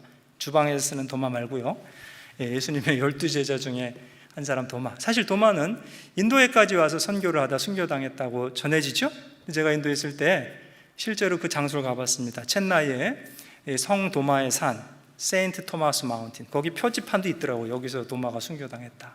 이제 시체는 이탈리아에 가서 이제 장사 지냈다고 하는데요. 어쨌거나 거기 지금은 큰 카톨릭 교회가 세워져 있습니다. 그래서 인도 사람들 중에도 그걸 자부하는 기독교인들이 있어요. 우리는 기독교 역사 2000년 넘었다고. 근데 안타까운 것은 복음이, 성경적인 복음이 그렇게 많지 않습니다. 근데 어찌됐든지 이 도마가 어떻게 그렇게 멀리 인도에까지 가서 선교를 하게 됐느냐, 그것은 사실은 주님이 위로해 주신 것이 있어요. 사실은 도마는요, 예수님이 처음 부활하셨을 때 제자들 가운데 없었습니다.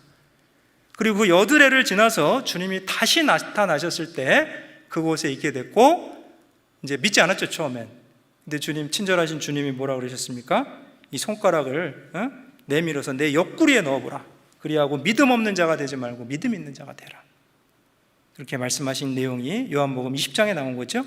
그래서 여드레를 지나서 제자들이 다시 집에 있을 때 도마도 함께 있고, 여러분 친절하신 주님이 생각해 보십시오. 어떻게 보면 도마를 위해서 또 나타나신 거예요. 그리 말씀하시지 않았죠?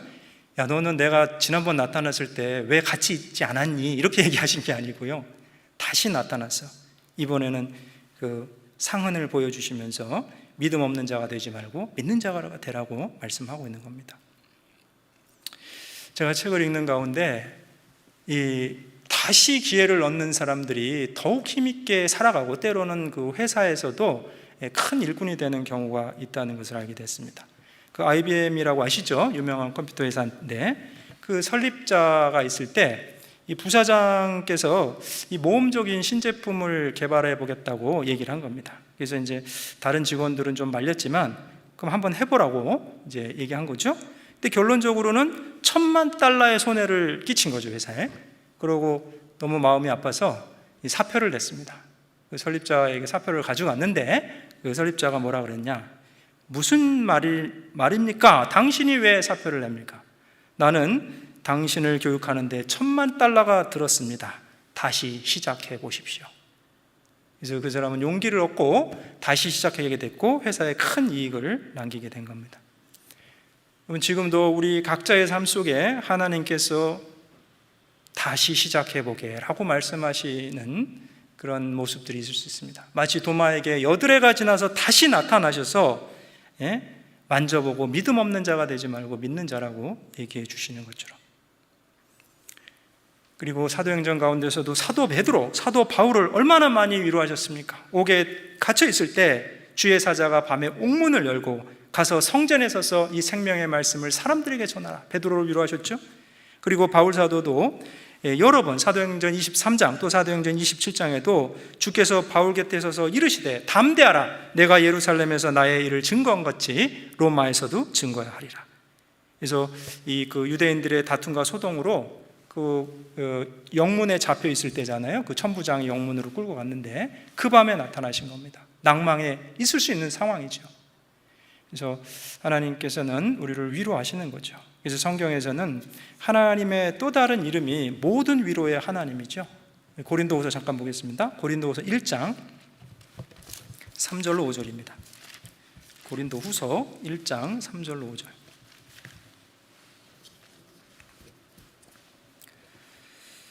고린도후서 1장 3절로 5절. 같이 읽겠습니다. 찬송하리로다. 그는 우리 주 예수 그리스도의 하나님이시요 자비의 아버지시요 모든 위로의 하나님이시며 우리의 모든 환난 중에서 우리를 위로하사 우리로 하여금 하나님께 받는 위로로서 모든 환난 중에 있는 자들을 능히 위로하게 하시는 이시로다. 그리스도의 고난이 우리에게 넘친 것 같이 우리의 위로도 그리스도로 말미암아 넘치는도다. 그래요. 지금 3절 끝에 하나님은 자비의 아버지시요 모든 위로의 하나님이시다. 여러분, 하나님은 어떤 분이십니까? 영원부터 영원까지 하나님이시죠. 시편 90편 2절에. 그래서 우리에게 영원한 위로를 주실 수 있는 거잖아요. 데살로니가후서 2장 16절에 우리를 사랑하시고 영원한 위로와 좋은 소망을 은혜로 주신 하나님이시라고 했어요. 여러분, 성도는 가장 큰 위로를 받았어요. 그게 영생의 위로잖아요. 그렇기 때문에 삶의 모든 상황 속에서 영원한 하나님께로부터 오는 모든 종류의 위로를 받을 수 있는 겁니다. 여러분, 그렇게 생각해 보세요.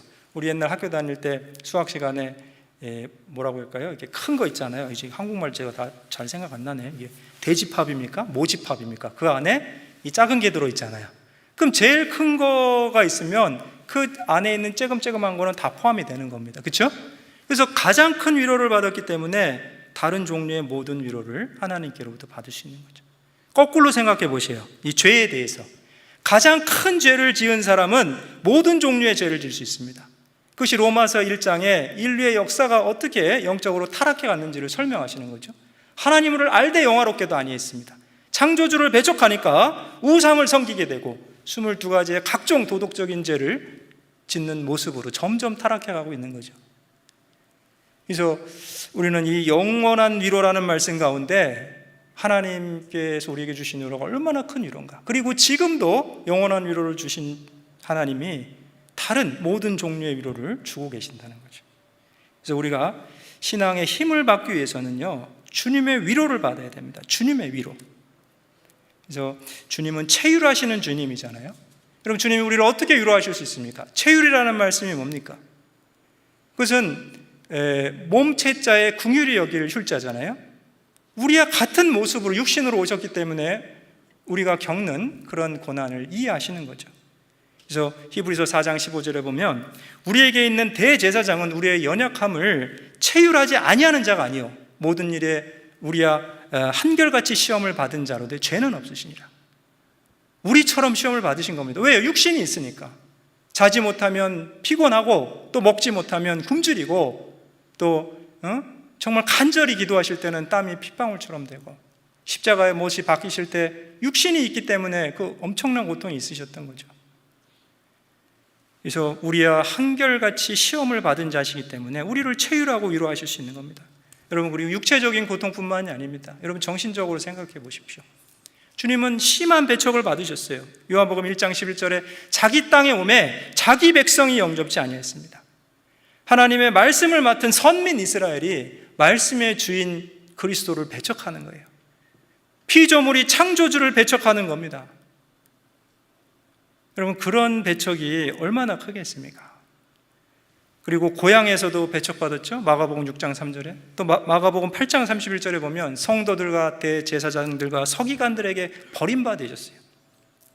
하나님의 말씀을 가르치고 또 하나님의 말씀의 지도자들이라고 하는 그 대제사장들과 서기관들과 에게 버림을 받으신 겁니다. 말씀의 주인이신데.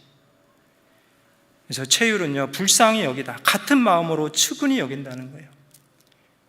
그래서 사실은요, 아까도 우리가 잠깐 봤지만요, 이 때로는 이 고난 받는 것이 유익이 될 때가 있습니다. 아까 고린도후서 1장 4절에 우리의 모든 환난 중에 우리를 위로하사 우리로 하여금 하나님께 받는 위로로 모든 환난 중에 있는 자들을 능히 위로하게 하신다. 여러분, 생각해 보십시오. 누가 위로가 됩니까? 나와 같은 고난을 받은 사람이 내 마음을 알아주는 게 위로가 됩니다. 때로는 더 큰 고난을 받은 사람이 해준 한마디 말이 큰 위로가 돼요. 고난이 없는 삶은 받은 위로도 적고, 받은 위로가 적으니 다른 사람을 위로할 자산도 적은 거죠. 그래서 때로는 그 고난이 하나님께 받는 위로를 더하게 하는 겁니다. 그리고 그 위로를 가지고 또 다른 사람을 위로하는 거죠. 체휼할 수 있는 겁니다. 그래서 또 제가 이야기 가운데 하나를 봤습니다. 그 빅토리아 여왕, 영국의 빅토리아 여왕이요, 그 신하의 아내 중에 유산한 아내가 있었다고 합니다.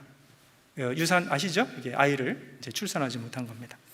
그래서 오랜 기다림 끝에 임신을 했는데 유산하게 돼서 상심했고 삶의 의욕을 잃고 있다는 얘기를 들었어요.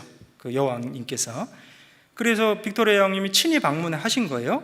그리고 짧게 방문하고 나가셨는데 그 신하의 아내가 회복이 된 겁니다. 마음이 좋아졌어요. 그래서 자살하지 않았고 열심히 살게 된 거예요.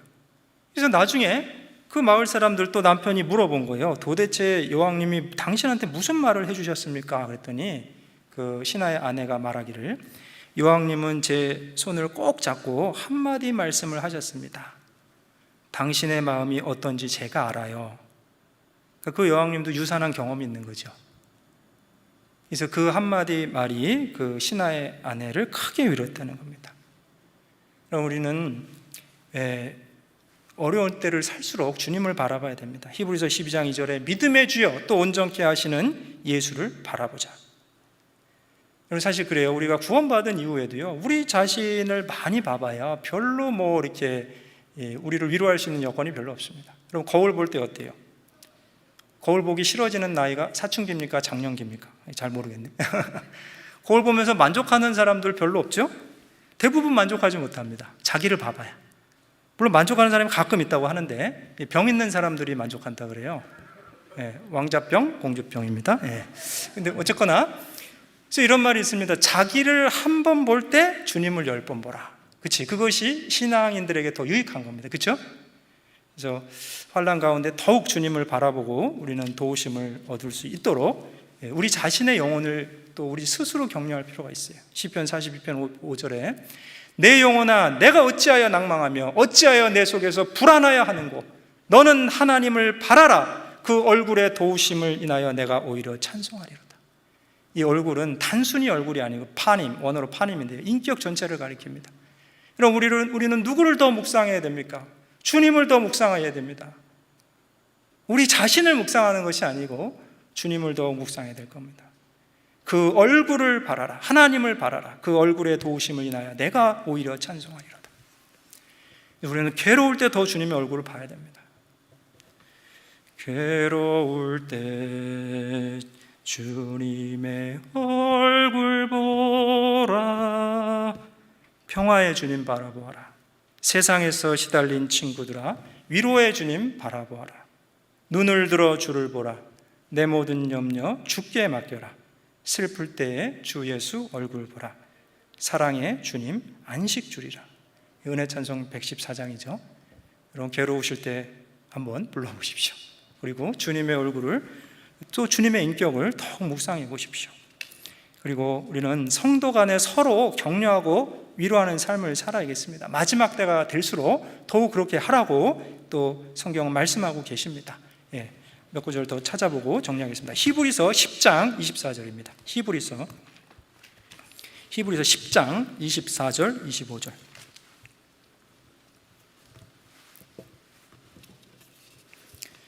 히브리서 10장 24절 25절 같이 읽겠습니다. 서로 돌아보아 사랑과 선행을 격려하며 모이기를 피하는 어떤 사람들의 습관과 같이 하지 말고 오직 권하여 그날이 가까움을 볼수록 더욱 그리하자. 그래요. 그날이 가까움을 볼수록. 그날이 언제입니까? 주님 다시 오시는 그날. 그날이 가까운 때 우리가 살아가고 있잖아요. 점점 더 가깝습니다. 너희의 구원이 처음 믿을 때보다 가깝다. 무슨 구원입니까? 몸의 구원이죠. 주님 다시 오시면 우리의 이 썩을 몸이 주님의 영광스러운 몸으로 변케 해주신다고 약속하셨잖아요. 근데 그날이 가까움을 볼수록 어떻게 살아야 됩니까? 서로 돌아보아 사랑과 선행을 격려하는 겁니다. 격려, 영어로 encourage죠. discourage가 아닙니다. discourage는 낭망시키는 거죠. 그래서 격려하는 거죠. 그래서 아까 얘기한 파라클레토스, 그것이 위로하다의 뜻도 있고 또 이렇게 보혜사 뜻도 있고 변호사의 뜻도 있고 격려의 뜻도 있습니다. 같은 단어가 사용된 거죠. 그래서 주님이 여호와의 사자가 곁에 서셨다는 것은 지금도 우리를 격려하고 계시는 거예요. 그래서 우리도 또 서로를 격려하고 살아야 되는 겁니다. 그리고 또 복음으로 진정한 위로를 할 수 있죠. 그 이사야 40장 2절에 보면 너희 하나님이 가라사대 너희는 위로하라. 내 백성을 위로하라. 너희는 정다이 예루살렘에 말하며 그것에게 외쳐 고하여 이르라. 복역의 때가 끝났고 그 죄악의 사함을 입었느니라. 그 모든 죄를 인하여 여호와의 손에서 배나 받았느니라. 그리고 그 말씀 우리가 성경 강연에 전도 집회 때 얼마나 많이 듣습니까? 여호와의 손에서 배나 받았다. 죄값을 배나 지불하신 거죠. 그래서 충분히 남는 거죠. 충분히 남는 죄값을 지불하신 겁니다. 단번에 영원한 속죄를 다 하셨어요. 그래서 그 속죄의 말씀은 위로가 되는 거죠. 그래서 이 성도들의 삶은 백성을 위로하는 겁니다. 너희 하나님이 가라사대 너희는 위로하라. 내 백성을 위로하라. 그리고 구원받지 않은 사람들은요 복음만이 위로가 돼요. 누가복음 잠깐 볼까요? 누가복음 2장 25절입니다. 누가복음 2장 25절. 누가복음 2장 25절입니다.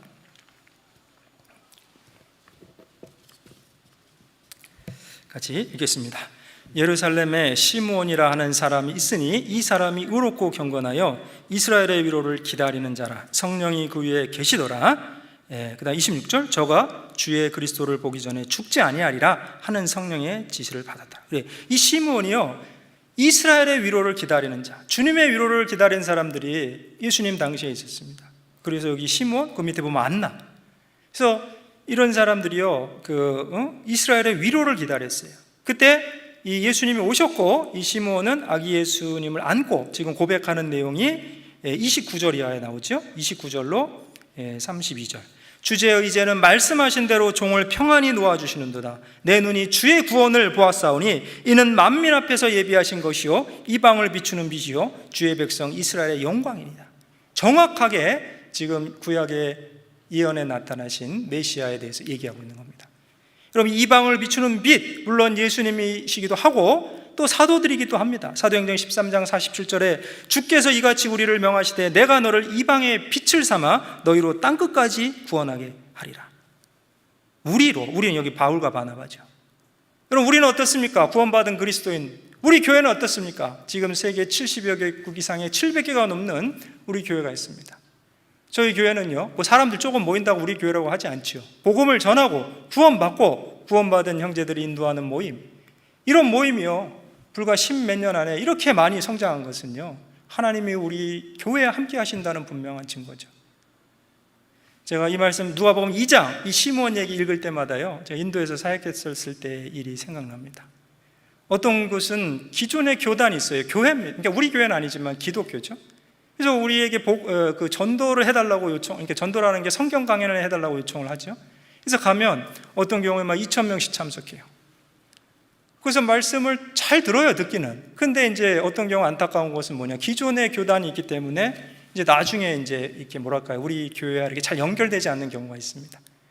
근데 그래서 실망이 되기도 하지만 제 마음에 항상 이 말씀이 있었어요. 이 가운데는 누군가는 하나님의 위로를 기다리는 사람들이 있을 거다.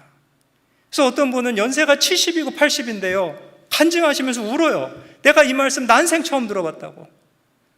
예수님이 단번에 영원한 속죄를 2000년 전에 다 해주셨다고. 이제 믿기만 하면 된다고. 분명히 간증하는 사람들이 있습니다. 그래서 정말 지금도 마찬가지입니다. 제가 얼마 전에 상담했던 87세 어르신도요 마지막에 그 얘기를 하시더라고요. 제가 이 말씀 들으려고 여태까지 살아 있었나 봐요. 함께 했던 그 형제자매님들의 마음에 큰 위로가 됐습니다. 그럼 어찌됐든지 정말 인생의 참된 위로는 복음입니다. 이 영혼에 무엇이 위로가 되겠습니까? 죽음을 건너갔을 때 우리 영혼을 위로할 수 있는 것은 하나님의 복음밖에 없습니다. 그래서 우리는 이제 주님의 위로를 받은 자들로 또 이 복음으로 다른 사람을 위로하는 삶을 살아가야 될 겁니다. 이제 말씀을 정리하겠습니다. 스가랴 3장 오늘 본문에 참소하는 사단과 위로하고 격려하시는 하나님에 대해서 대조되어 있습니다. 사단은 더러운 옷을 입었던 대제사장 여호수아를 대적했지요.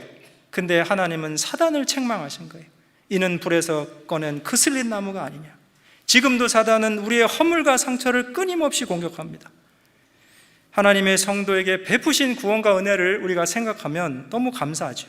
때때로는 우리 자신이 행한 것 때문에 혹은 다른 사람이 나에게 행한 것 때문에 상처받음으로 신앙의 걸음에 절뚝거리는 경우가 있습니다. 자신의 잘못된 판단과 언행으로 뒤틀어진 관계를 어떻게 회복해야 될지 몰라서 고통스러워하고 또 때로는 상처 준 사람을 용서하지 못해서 힘들어하기도 합니다. 그때 사단은 우리를 조소하고 비난하는 거예요. 참소하죠. 그리고 이 온갖 부정적인 생각의 화살들을 마구 쏘아댑니다. 이런 내가 어떻게 하나님을 섬길 수 있겠냐고. 그러나 그때 하나님은 우리를 책망하시기보다 사단을 책망하시는 겁니다. 사단아, 여호와가 너를 책망하노라. 예루살렘을 택한 여호와가 너를 책망하노라. 누구를 책망하신다고요? 사단을 책망하시는 겁니다. 하나님은 죄인인 우리를 멸망의 운명에서 건져내시고 하나님과 교제하게 하시고 복음의 제사장 직분을 하게 하시는 겁니다. 그래서 구원받은 성도에게 이는 내 소유가 아니냐, 나의 거룩한 목적을 가지고 부른 내 백성이라고 여전히 말씀하고 계시는 거죠. 베드로전서 2장 9절에 너희는 택하신 족속이요 왕같은 제사장들이요 거룩한 나라요 그의 소유된 백성이니 이는 어두운 데서 불러내어 그의 기이한 빛에 들어가게 하신 자의 아름다운 덕을 선전하게 하려 하심이라. 우리를 구원하신 목적이 있습니다. 이 아름다운 덕을 또 선전하는 거예요. 다른 사람들도 주님의 위로를 받게 하는 겁니다. 내 사단은 그리스도인들의 정체성과 구원의 목적을 의심케 하고 하나님을 섬기는 자리에서 우리를 끌어내리려고 합니다.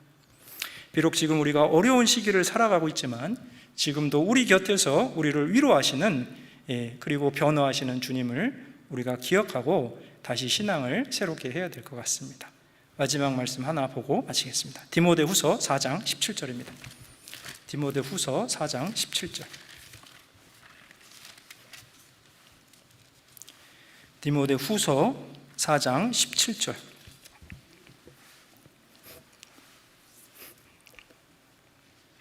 같이 읽겠습니다. 주께서 내 곁에 서서 나를 강건케 하심은 나로 말미암아 전도의 말씀이 온전히 전파되어 이방인으로 듣게 하려 하심이니 내가 사자 입에서 건지었느니라. 주께서 어디 서셨다고요? 내 곁에 서서 나를 뭐 하신다고요? 강건케 하시고 계십니다. 그 목적은 무엇이냐? 나로 말미암아 전도의 말씀이 온전히 전파되어 이방인으로 듣게 하려 하십니다.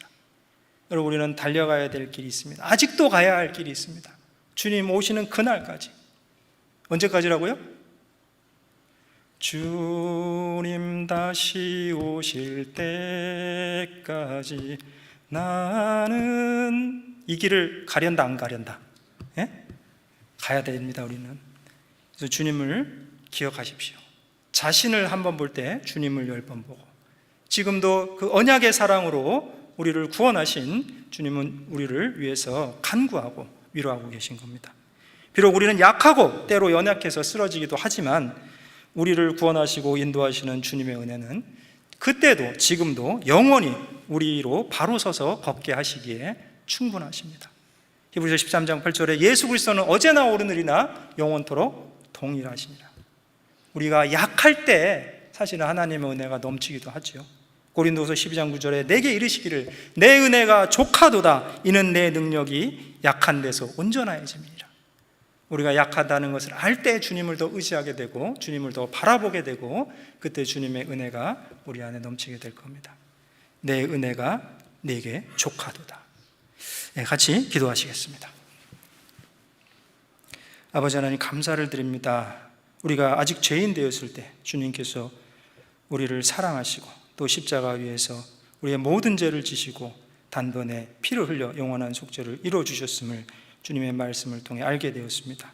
이제 그 사실을 믿고 주님의 자녀가 돼서 남은 때를 살아가는 가운데 비록 많은 어려움이 있지만 지금도 우리를 위로하시고 격려하시는 은혜로 인해 감사를 드립니다.